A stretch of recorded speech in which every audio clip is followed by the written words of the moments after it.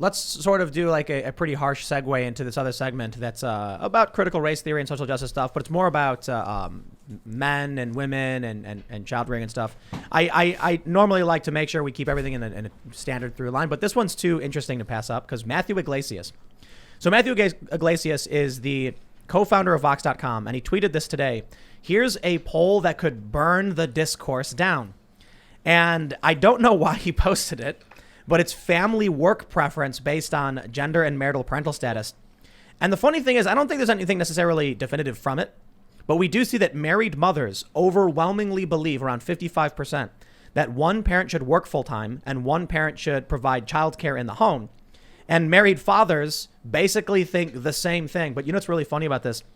Married mothers, only about 15%, think both parents should work full time and use childcare. Married fathers, you actually have around 25% who think both parents should be working full time and using paid childcare. I think it's funny that more guys think that. And I think it's because men probably underestimate the amount of work that goes into raising kids. So they're like, my wife can work. It's no big deal. We'll get a child, a sitter. And the wife is like, no, you underestimate. But interestingly, there's a poll from 2019 that Matthew also posted. 56% of women prefer working to homemaking. I think there's interesting ramifications from this, notably that the number is actually 56 for women and who prefer to work outside the home, but 75% for men. And then 39% of women prefer being a homemaker and only 23% of men. My question, and what I want to get into, like just kind of the gender dynamics, especially with you here, Mike, about what you think this leads to, why it's happening. And yeah, we were talking about testosterone before and like men's testosterone levels going down. So I figured it'd be fun to talk about this.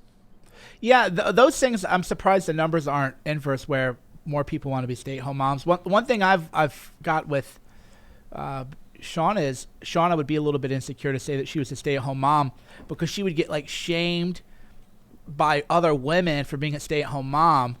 But why would you shame someone if you were happy, right?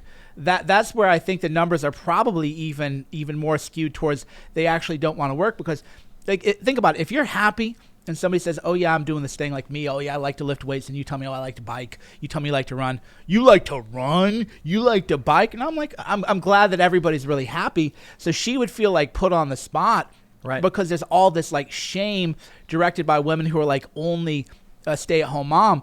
I couldn't do it. I believe in mindset, your limits, blah, blah, blah. I could not be all the time with the kids the way my wife This is like the one subject that when we talk about triggers the most anger from leftists. And I can probably make some assumptions as to why they get so mad about it, because maybe it's what you kind of pointed out, that there's a lot of women who would rather be homemakers. I mean, the Gallup poll says that.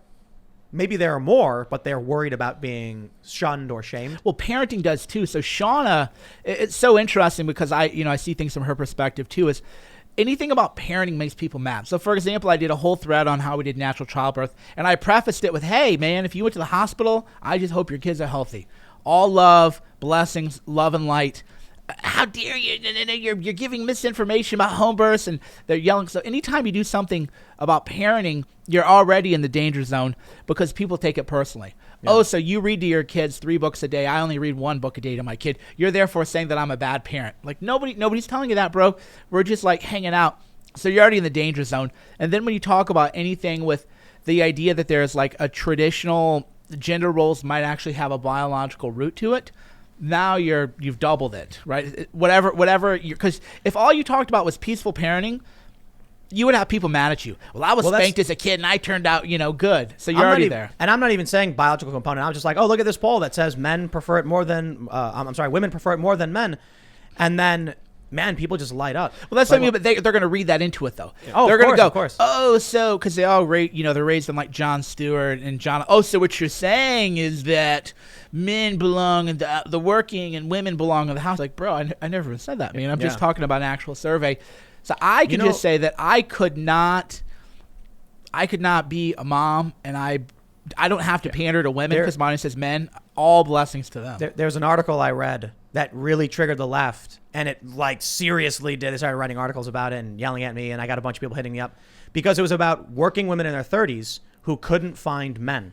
And I'm like, maybe there is something with this Gallup poll and this other discourse thing that Matthew Iglesias tweeted Where if you got a guy who's in his 30s, who's successful and attractive, he's not going to want to find a woman who, wants to work. He wants to find someone who can help him have a family. Yeah.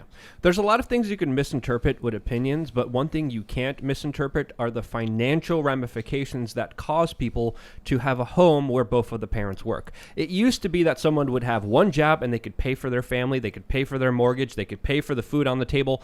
Now that situation is dramatically going down, especially with energy prices going up, housing prices going up, food prices going up. This is affecting us in such dramatic ways, and we have to understand behind the larger movement, especially in the early onset of the 1900s, there was a lot of industrialists that saw that if we have more taxpayers, if we have more workers, if we have more factory people, if we have more employees to choose from, wages will naturally go down. And that's why big-time industrialists like Rockefeller were big-time proponents of movements that made women go into the workforce. So there are natural incentives. Sure, I don't even want to go there. The financial incentives are something that we should be having a bigger conversation on, because these are the talking points that do affect us. And we need to realize that in America, a single working family home cannot make ends meet. One person working can't happen. What's going to happen? Two people are going to have to work, and they're going to have to rely on illegal labor to raise their children. Why? There's a bunch of different jobs in this country. There's average median Very income. few that could survive and sustain a family. What's on the medium, income? I'll just tell you, man, I've been blessed in life. It's hard out there, man. When I go, because I don't do a lot of the shopping at the Albertsons or whatever, you should go to Costco, buy in bulk. I went to buy Halloween candy, and I was like, how is peanut M&Ms, $44 or whatever? For it goes faster when you have kids. It goes faster, like diapers and everything. It's hard, man. So there are some personalities who had kids when they were extremely young and became extremely successful. I think that one of the issues, you got a bunch of young men who are sitting around doing nothing. That's why one of the reasons I think Jordan Peterson became so popular is that he was trying to give young men purpose. And I think it's one of the reasons why the far left got really mad about it. But if you got a bunch of guys who are working maybe, let's say they're working 40 hours a week, are they really striving, and are they providing that level of demand to a boss? Let me clarify. Let's say you're 23 and you're working at a Best Buy or something. You're not gonna go to your boss and put pressure on him and try and find more work, because you're probably making more than enough. You go home, you play World of Warcraft, you play Destiny, whatever video games you're into, Minecraft or whatever, film some YouTube videos maybe, and then you're done. Let's say you're 23 and you got a 3-year-old kid. You're gonna go to your boss and be like, I need more money. And he's going to be like, we can't give you more money. Say, okay. Then you're going to start looking in the classifieds. Then you're going to be like, I have no choice. I have to find something bigger and better. You literally have no choice. I think that people are missing responsibility in their lives that would normally drive them to succeed and do better. I'm not saying it's absolute. I'm not saying everybody. I'm not even saying a majority. I'm just saying I think that is a component for a lot of people. Because I know it is hard out there. I know a lot of people struggle to make ends meet. But I also know that there are a lot of people. So I knew people back where I grew up on the south side of Chicago who found a way to go from being a high school dropout to making 6 figures because they literally had no choice. They had a kid when they were a teenager, and they started working 80 hours a week. And then every opportunity they saw, they took. They pressured their bosses, and they said, I got a kid. I got to make more money. And then by the time they were 20, they were a manager making 6 figures at some company. So you raised a lot of, there's so much swirl, which is the idea that a lot of reasons that young men aren't driven is because the dating is a disaster. Unless you're like a very top tier guy. I read some statistic on how many people ever get matched on these dating apps. So the way the dating system it's actually kind of wild if you think about. If you're like a top tier guy, you can have they call them spinning plates. You can have 4 or 5 different girls that you're dating, and they just kind of accept it like that's the way it is, and you have all the leverage. And then if you're just like a guy who's maybe above average, a little bit above average, you're good luck, dude. Thanks for checking out this clip from the Timcast IRL podcast.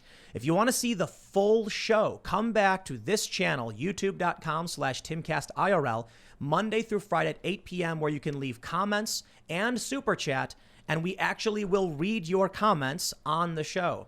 Don't forget to like, share, subscribe, and if you want exclusive members-only content, segments you can't get anywhere else, go to timcast.com, become a member, and we even have full bonus episodes. Thanks for hanging out, and we'll see you all next time.